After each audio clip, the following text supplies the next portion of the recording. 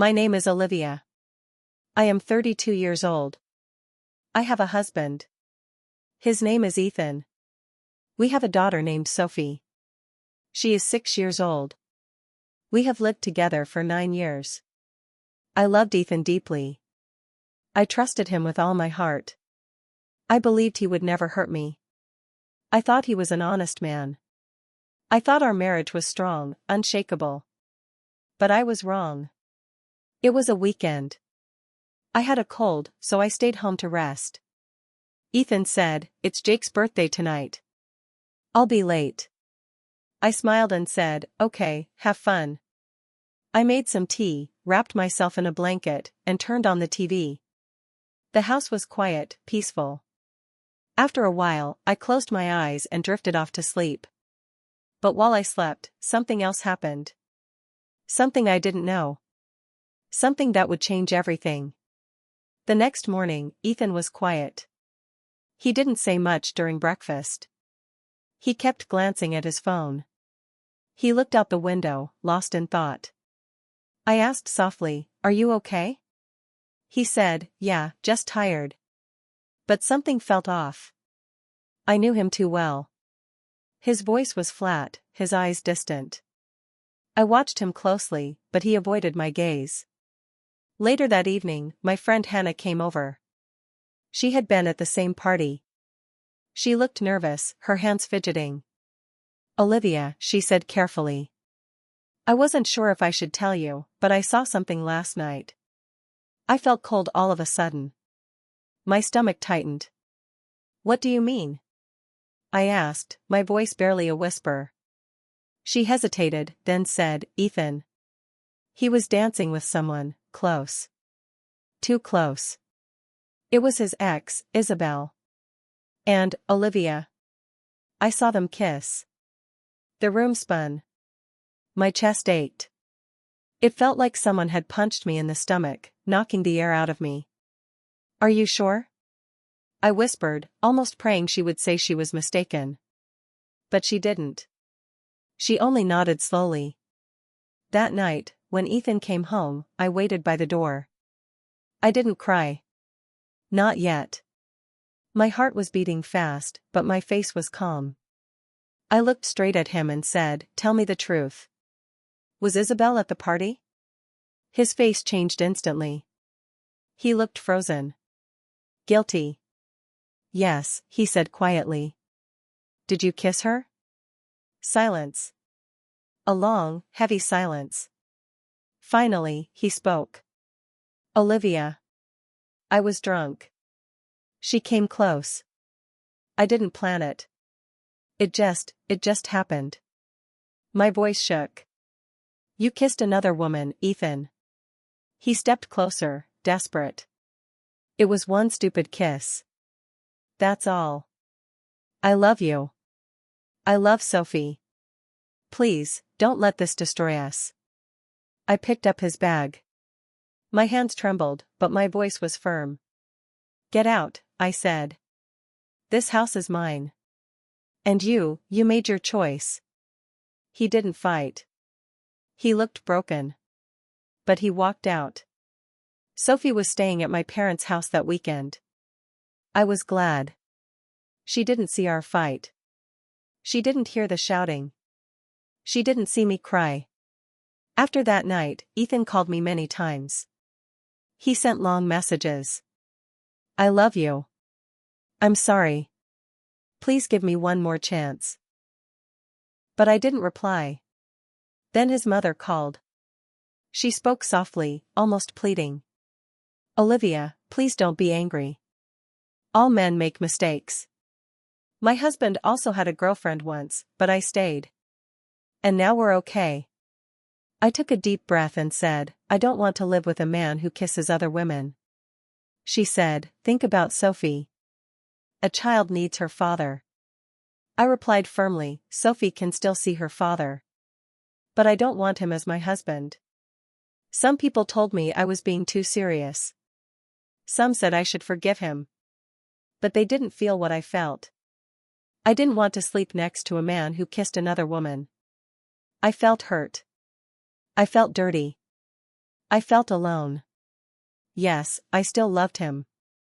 But love is not enough. Trust is more important.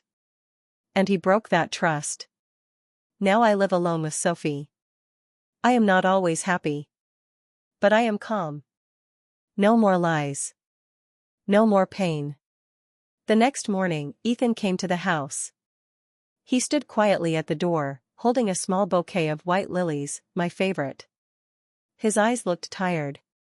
His face was pale. He didn't look like the confident man I once knew. He looked broken. He whispered, "Can we talk, Olivia?" I hesitated. Every part of me wanted to shut the door. But I opened it just a little. He took a slow breath. I made a terrible mistake. I was lonely. I felt disconnected. But that's no excuse. I was weak. I kissed her. And I hate myself for it. I kept my voice calm. You didn't just kiss someone. You kissed away our trust. You broke something inside me. He nodded, his eyes wet. I know. I wasn't drunk. I wasn't confused. I just acted selfishly. And now, I'd give anything to take it back. I said, "You can't. You made a choice. And now I'm making mine." He looked down. I miss Sophie. I miss you. I miss us. I said, "You can still see Sophie. You're her father. But I don't want a husband who betrays me." His hands were shaking. He placed the flowers on the porch. Then, without another word, he turned and walked away. That night, I couldn't sleep. I lay in bed, thinking about everything. I remembered the first time we met, his shy smile, his awkward jokes, the way he brought me coffee when I stayed up late studying. I remembered our wedding. Simple, but full of hope. I remembered the day Sophie was born. How he held her like she was made of light. I remembered the little things, how he cooked dinner when I was tired, how he stayed up with Sophie when she had nightmares, how he sang off-key lullabies just to make her laugh. He was a good man. Was. Now he felt like a stranger. The next few days passed slowly. I didn't answer his calls. I needed space. I needed silence. But he didn't give up. He sent messages every day. "Olivia, I miss our family. I'm sorry. I can't sleep. I can't think.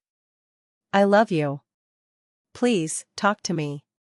One night, he sent a longer message. "You don't have to forgive me now. Maybe not ever. But I'll wait. Not because I'm sure you'll come back, but because I know I deserve to wait, for the damage I caused, for the pain I brought. I still love you and Sophie. Always." I read it 3 times. My hands trembled. I hated that I still cared. I hated that a part of me missed him. But I also hated what he did.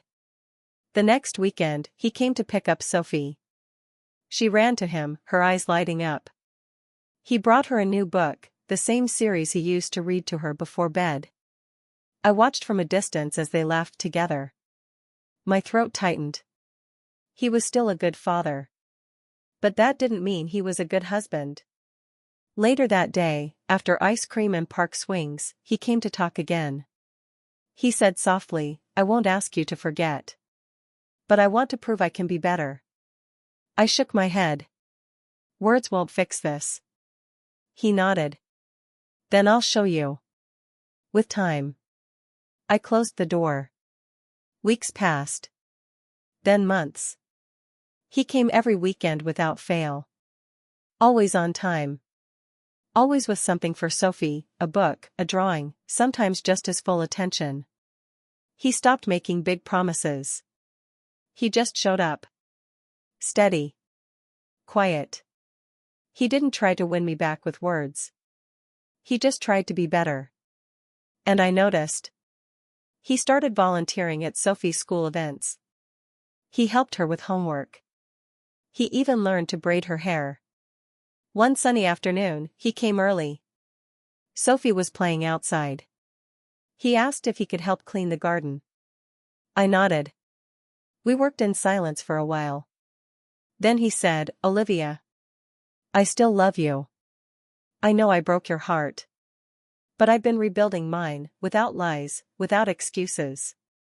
I didn't answer at first. He continued, You're not the same. I see that. You're stronger now. And I admire you for it. But if there's even the smallest place in your heart that still remembers us, I want to earn it back. I looked at him. He looked older. Wiser. Quieter. Not the man who kissed someone else. But not quite the man I married either. I glanced at Sophie, chasing butterflies, her laughter rising like music in the air. Something in me softened. I said, I'm not choosing you because I need you. I'm choosing you because I believe in growth, in second chances. For Sophie. And maybe, for us. His eyes filled with tears. He held my hand gently. Olivia, thank you. I whispered, this doesn't erase the past. But it's a step forward. That night, Sophie asked, Are we a family again? I kissed her forehead and said, We never stopped being one. We just needed time to find our way back. Sometimes love is tested in painful ways. But when someone truly changes, and when you truly heal, forgiveness can rebuild what was once broken. Not to erase the past, but to write a new chapter. Sparkles, if you enjoyed this story, please like, share, and subscribe.